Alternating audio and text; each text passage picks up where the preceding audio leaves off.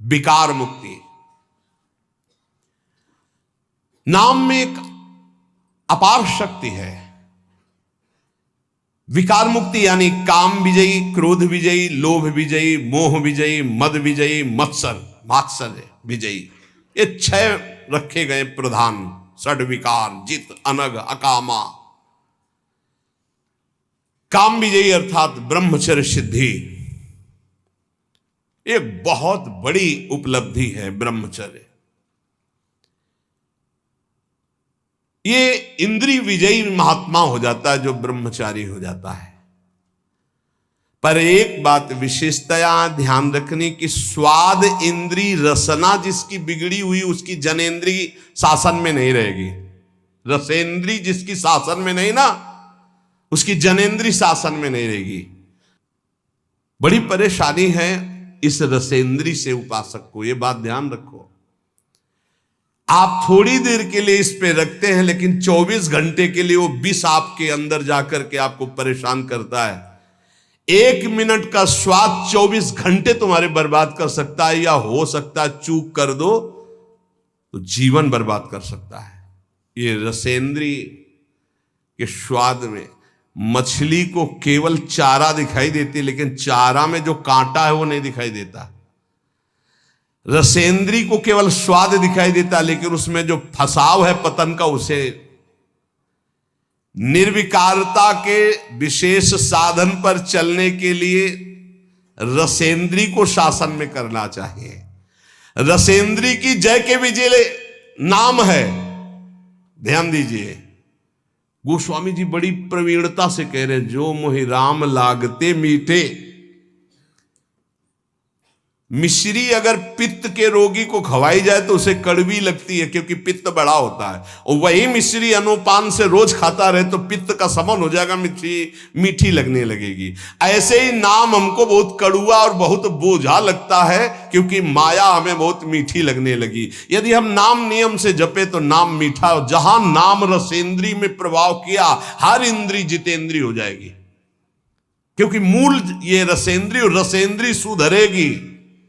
अच्छा, आज से हम केवल उबला आलू और रोटी खाएंगे, ठीक है, लेकिन मन जो ललचा रहा है उसको क्या करोगे? इसे त्याग थोड़ी कहते हैं। तन छाड़े और मन गही रहे तो दोनों ही दुख हो, इसे सच्चा त्याग नहीं कहते। त्याग किसे कहते हैं? 56 भोग हैं लेकिन इच्छा नहीं है। रसबल छूटे जो विषय तबही तो सुख होए। रसबल राधा राधा राधा राधा, अच्छा नहीं लगता। कई बार पूछा जाता है कि आप क्या पाना चाहेंगे, आप उसे आज कुछ बोल दीजिए, क्या पाना चाहेंगे? तो बहुत खोजने पर यही बात आती है, राधा राधा राधा, सुना दो हमको राधा राधा, बस इससे ज्यादा हम नहीं, कुछ विशेष नहीं, बिल्कुल निर्विशेष, राधा राधा राधा। ढूंढने पर नहीं लगता कि क्या पाना है, राधा राधा राधा। चूंकि रसेंद्री का ये जो विषय भोगों में रस ग्रहण करना, इसको रोकना बहुत कठिन है, बहुत कठिन है। इसीलिए हर इंद्री का जितेंद्रिय और रसेंद्री का न हो तो उसे नहीं माना जाता। धैर्य जितेंद्रियता 2 इंद्रियों पर मानी जाती है। 2 इंद्रियां हो गई तो 8 इंद्रियां अपने आप हो जाएंगी। 5 कर्मेंद्रिय, 5 ज्ञानेंद्रिय में 2 प्रधान मानी गई, एक रसेंद्रिय, एक जनेन्द्रिय। अगर 2 इंद्रियां काबू में है तो सब इंद्रियां काबू में। अब उसको भी एक में बदल दिया, ये रसेंद्री काबू में है तो जनेन्द्री अपने आप काबू में हो जाएगी। रसेंद्री को काबू में करने के लिए आपने आहार विहार छोड़ दिया, खाना पीना, उसे जितेंद्री नहीं कहते। जितेंद्री कहते हैं कि भोगों के सानिध्य में रहते हुए भी भोग की लालसा ना होना। बोले वो कैसे होगा? बोले वो नाम से होगा। बड़ी जोर की बात, भय मुक्ति और विकार मुक्ति। इसलिए उपासक को नाम जप में रसेंद्री को लगाना चाहिए, और रसेंद्री लगे इसलिए पहला सर्वसाधारण ये हम बातें कर रहे हैं, बाजार के बने हुए पकवान आदि पाने से परहेज करे। खाद्य पदार्थ सीधे जो बाजार से बने हुए हैं उनसे बचने की चेष्टा करे नाम जापक। आप क्या समझते हो? बाहर बैठ करके पा रहे हो, सब गरम गरम आ रहे हैं, आप देखो ना क्या हालत हो रही। शरीर के लिए और भाव के लिए, दोनों के लिए ये निषेध है।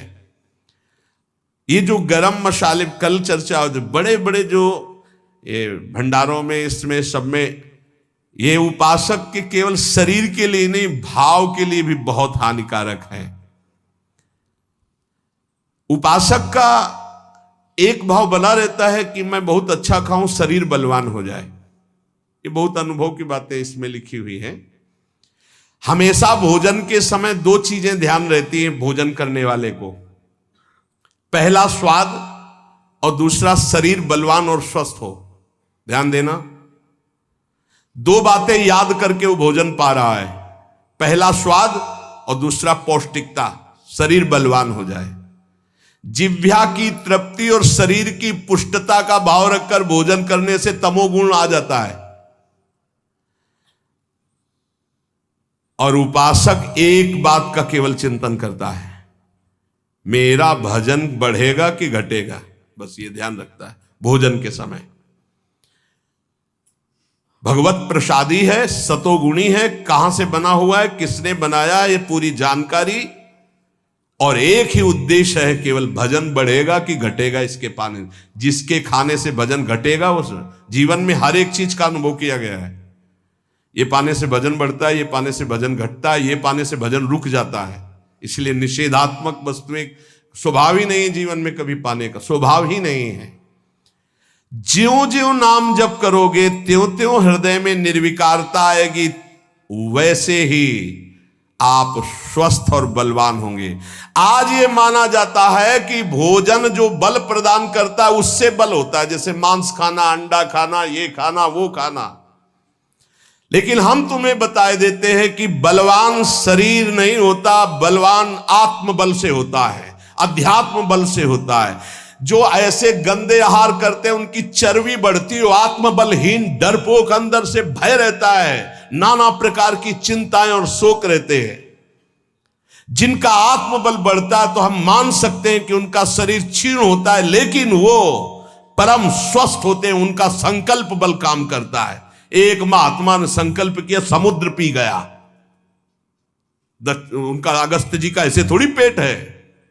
संकल्प बड़वानल अग्नि की तरह पूरे भस्म कर दिया समुद्र के जल को पान कर। संकल्प, अध्यात्म बल। इसलिए निर्विकारता ही स्वस्थता है, निर्विकारता ही महाबल है, जो काम को परास्त करे, क्रोध को परास्त करे। तो नाम जप करने से समस्त विकारों से मुक्ति हो जाती है, चाहे काम, क्रोध, लोभ, मोह, मद, मत्सर, कोई भी विकार हो। नाम जप से भय मुक्ति, नाम जप से विकार मुक्ति, और नाम जप से रोग मुक्ति। नाम जप से हर रोग नष्ट हो जाता है। हमारी बात को हल्के में मत लेना। कह रहे हैं हम, जो कह रहे हैं उसे समझो। जब कोई रोग आता है और आपके विचार में वो रोग हो जाता है, तब आप रोगी माने जाते हैं। जैसे आपके कैंसर हो गया, तो शरीर में कैंसर हुआ, विचार में कैंसर आ गया, मैं कैंसर रोग से पीड़ित, अब मरा। आपके शरीर में कैंसर हो गया और विचार आपका स्वस्थ है, तो आपका कुछ नहीं बिगड़ा। शरीर स्वस्थ है, विचार रोग से ग्रसित है, इसीलिए दुर्दशा है। जरा समझो महात्माओं की भाषा को। विचार आपका कभी रोगी नहीं होने पाएगा यदि नाम जप कर रहे हो, ये खास बात। जैसे जैसे आपका नाम जप होगा, आपका विचार स्वस्थ होता जाएगा। विचार स्वस्थ है, शरीर अस्वस्थ है, कुछ नहीं बिगड़ा। शरीर स्वस्थ है, विचार रोगी हो गया, सर्वनाश हो गया, सर्वनाश। आप अपने विचारों को स्वस्थ रखने की कोशिश करें, क्योंकि शरीर तो प्रारब्ध के अनुसार भोगेगा ही। 10 वर्ष नाम जप करके हमने ये अनुभव किया। वो महापुरुष कह रहे हैं 10 वर्ष नाम जप करके अनुभव किया कि विचार स्वस्थ है तो शरीर में हजारों रोग हो जाए। और ये मैं मृत्यु जनित कष्ट से जूझते हुए बोल रहा हूं कि मेरी किडनी और लीवर दोनों खराब हैं, पर मैं नाम के विचार स्वस्थता के कारण हर समय प्रसन्न रहता हूं। नाम शब्द नम धातु से बना हुआ है व्याकरण के अनुसार। जिसमें नाम जप का मनन होने लगता है उसमें पहली पहचान आती है नम धातु, वो नम्रता सीख। जितना नाम जप करेगा उतना ही नम्र होता जाएगा, ये नाम का प्रभाव है। भजनानंदी कभी ऐसे नहीं होता आकड़, ऐसे ही होता है, ऐसे। जितने भी भजन करने वाले महापुरुष हुए हमारे ब्रज में, नम्र। बोले नाम नम धातु से बना है, जिससे नम्रता नमस्कार दो बातें बनती हैं। सबको नमस्कार और सबसे नम्र रहना, यह नाम जापक का पहला लक्षण है। भक्त को असत्य से हटाकर, शरीर के असत्य भाव से हटाकर भगवान के सत्य स्वरूप में स्थित कर देना, यह नाम का प्रभाव है। अविद्या अंधकार से हटाकर परम ज्ञान के प्रकाश में स्थित कर देना, यह नाम का प्रभाव है। मृत्युलोक के मरण धर्मा शरीर और भोगों से हटा करके अमृत स्वरूप परम धाम में स्थित कर देना, यह नाम का प्रभाव है। जिस नाम जापक में नम्रता और नमस्कार ये दो बातें ना हो तो समझ लेना वो नाटक कर रहा है, नाम जप नहीं कर रहा। माला घुमाना ही केवल नाम जप नहीं, नाम जप होना चाहिए। ऐसे नाम जापक दिखेंगे माला तो सर से चल रहा है और बातें हो रही हैं, तब लगता है माला घुमाने से केवल भजन थोड़ी माना जाता है। ये बहुत ही धोखा है अपने साथ। एक मन का पकड़ करके जब बोला राधा वल्लभ श्री हरिवंश, फिर मन का गया, राधा वल्लभ श्री हरिवंश, फिर मन का गया। वही नाम देख रहे, वही सुन रहे, फिर ऐसे ऐसे तो कभी चल ही नहीं सकता। अगर हम राधा राधा भी जपे तो ऐसे ऐसे नहीं चल सकता। राधा राधा राधा स्वाद ऐसे ऐसे तो मतलब क्या है? अंगुली घुमाने को भजन कहते हैं क्या? यहां कह रहे जिसमें नम्रता और नमस्कार, ये दो बातें। नमस्कार सबको भगवत स्वरूप मान के प्रणाम करना, नम्रता जब बात करे तो बहुत दैन्य है। ये भक्त का लक्षण जो नाम जापक है। सारे नाम जापक आज तक जितने देखे गए सब विनम्र और नमस्कार परायण देखे गए। चित्त का जो शोधन नाम से होता है वो किसी और साधन से नहीं होता। ये पकड़ो, चित्त का शोधन जो नाम से होता है और किसी साधन से नहीं होता। ये हम वैज्ञानिक दृष्टि से आध्यात्मिक शक्ति का परीक्षण करके बोल रहे हैं। ये हम केवल अंधी श्रद्धा से नहीं बोल रहे, देखा है बदलते हुए, नम्रता में आते हुए और नमस्कार पद्धति में आते हुए देखा अभिमानियों को जो नाम जब शुरू कर दिए हैं। वेद कहता है कि ईश्वर को नम्र ही प्राप्त कर सकता है, अर्थात नम जो नमस्कार करता है, विनम्र है, वही ईश्वर को प्राप्त कर सकता है। नम इत उग्रम नम आविवासे नमोदाधार पृथ्वी उद्याम। वेद ऐसा कहता है, नम इत उग्रम नम आविवासे नमोदाधार पृथ्वी उद्याम। जो नम्र है, नमस्कार परायण है, वही अध्यात्म की ऊंचाई पे चढ़ता है। नम्रता ही उपासना का परीक्षण है। जो नम्र है वो पृथ्वी से लेकर स्वर्ग लोक तक सबको धारण करने की सामर्थ्य रखता है। आखिरी वाक्य से स्पष्ट होता है कि नम्र, नम्रता से परमेश्वर की प्राप्ति हो जाती है। यही दरबार दीन को आदर, रीति सदा चली आई। नम्र। वेदों ने कहा आज भी तुम भजन नहीं करते तो भी मेरे परमात्मा तुमसे सख्य भाव रखते हैं। सख्य भाव ने दोस्त। क्या तुमने यदि चाहा कि परमात्मा, भाव नहीं है तुम्हारे अंदर, चाह की कि मुझे पत्नी मिल जाए, वही परमात्मा पत्नी रूप में आ गया। गाय मिल जाए, वही गाय बन गया। घोड़ा मिल जाए, वो घोड़ा बन गया। अमुक मिल जाए, अमुक बन गया। वेद कहता है गौरसी गव्यते अश्वो अश्वायते भव। तुमने जो जो मांगा परमात्मा वही रूप बनकर तुम्हारे सामने आ गया। यदि मांगे बंद कर दो और सोच लो कि परमात्मा रूप से आओ तो परमात्मा रूप से आ जाएंगे। ऐसे नम्र और सहज करुणा वरुणालय प्रभु को तुम मांग मांग करके इन विषय रूपों में, माया रूपों में देखा। बंद करो ये मांग, इस रूप को नहीं चाहिए। हे गोविंद, मुझे ये रूप चाहिए जिसको एक बार देखने के बाद कुछ देखने की चाह न रह जाए, एक बार पाने के बाद कुछ फिर तभी तो कहा जा ही ना चाही कबहू कछु। क्यों? चाहते रहोगे हरि उस रूप में आते रहेंगे। सारांश उपदेश का, नाम स्मरण जप के साथ जरूरी है। जो जप कर रहे हो उसका स्मरण और नम्रता और नमस्कार, ये नाम जापक में होना ही चाहिए।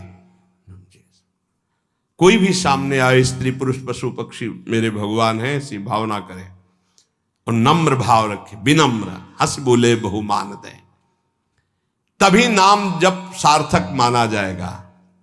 भय मुक्ति, विकार मुक्ति, रोग मुक्ति तीनों नाम में विराजमान है।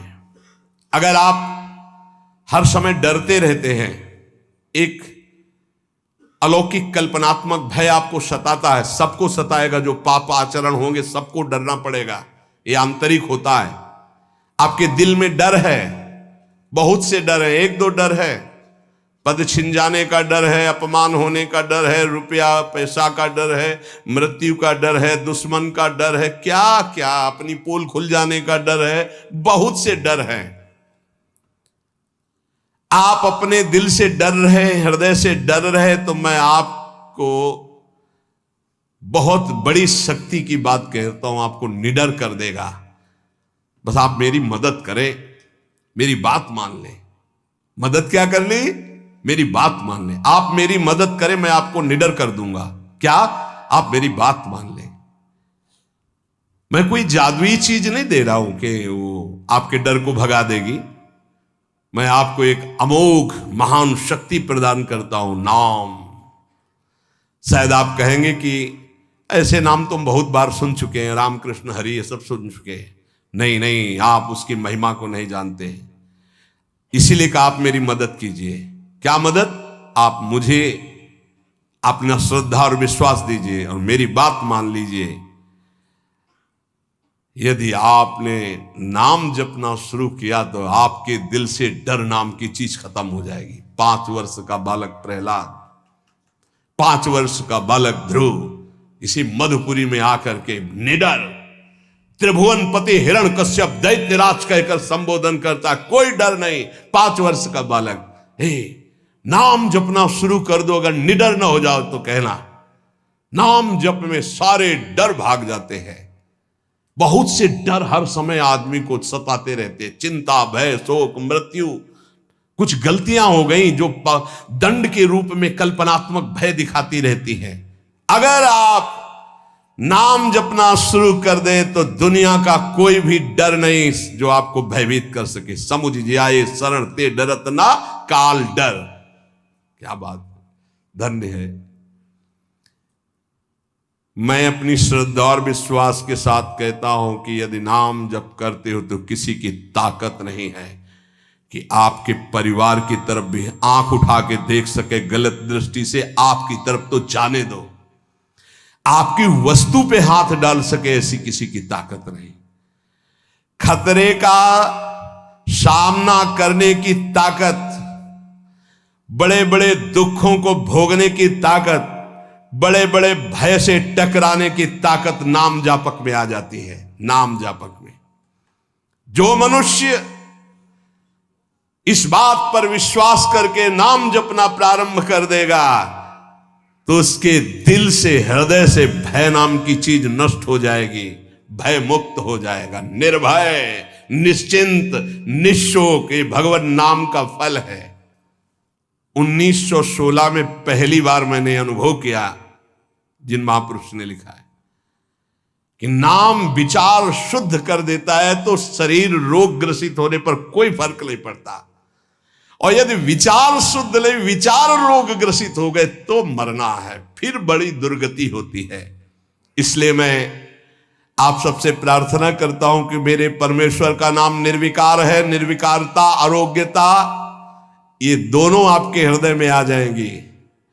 आप नाम जप कीजिए। बहुत श्रद्धा और विश्वास का अनुभव करके कह रहा हूं, मैंने देखा है नाम का प्रभाव, इसलिए मैं इस नतीजे पे पहुंचा हूं कि तुम्हारा विचार स्वस्थ हो जाए तो तुम सदैव सुखी रहोगे। तुम्हारा विचार कभी रोग ग्रसित ना हो। शरीर तो प्रारब्ध के अनुसार है। इसलिए एक महान ज्ञानी की बात मैं कह रहा हूं कि नाम में ऐसे सामर्थ्य है कि शरीर रहते हुए भी शरीर से आपको दूसरे शरीर में पहुंचा देगा। ये बड़ी खास बात है। एक शरीर में किडनी खराब होगी तो ऐसे शरीर की रचना कर देगा जिसमें किडनी ही नहीं है, बड़ा स्वस्थ निरंतर। अब उसमें आराम से बैठे हुए किडनी खराब शरीर को देखते रहो। लोगों को लगता है यार किडनी खराब है, सही में खराब है, डायलिसिस होता है। अरे ऐसा कैसे हो सकता है? ऐसा इसलिए हो सकता है कि बाहरी मकान खराब होने के पहले अंदर एक नया मकान बन गया, उसमें बहुत सुखपूर्वक रह रहे। बाहर वाले में नोना लग गया, दीवार झर गई, गिरने वाला है तो कोई फर्क नहीं, क्योंकि अंदर बहुत बढ़िया गुफा बन चुकी है। वो है भाव दे।